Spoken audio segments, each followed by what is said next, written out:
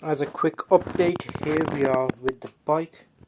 So right now there was a slight issue with the engine mounting bolt on the bottom. I tried everything. Tried heat, I tried torque wrenches, I tried lubricating, penetrating oil and everything, and I couldn't take it out. So I've taken the engine out based on each section. So there's the bottom section, the main sump. I've got other bits over there. I'll take you to that in a second. But overall, it looks like there's nothing majorly wrong. I've taken the pistons out. I'll show you those in a second. Everything seems to be okay. No major issues. Apart from the pistons do look like they need either reboring of the block. So here we go. This is the cylinder block for the pistons. And you'll see, look a bit shiny in there. I'll show you a close-up of that.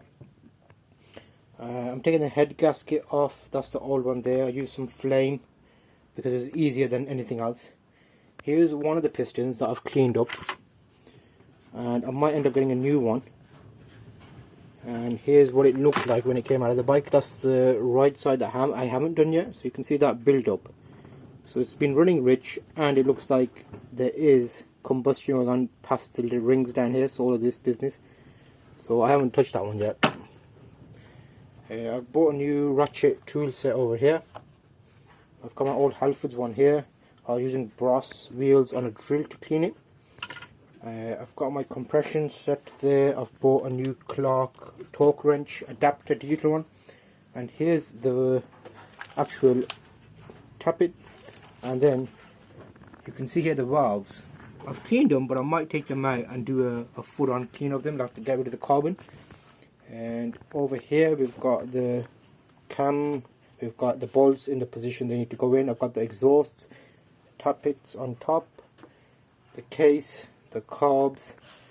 So that's like a little bit of a look at how we're doing so far. Issues faced. Taking the bottom cylinder block off the sump was quite difficult, so I had to use a flathead screwdriver and give it a bit of a whack from the front under the fin. I will be jet washing all of these parts or getting some type of cleaner. So progress wise, I think once I measure and check the cylinder block for the size, bore size, and then measure the pistons, see where the tolerances are, and then think about new pistons or reboring it to a bigger size, maybe like an extra 0.25 or 0.5 depending on what the situation is. But at least we can get firing on both cylinders, because remember, all of this has happened because I know when we started it, it was firing on one cylinder. So overall, decent progress.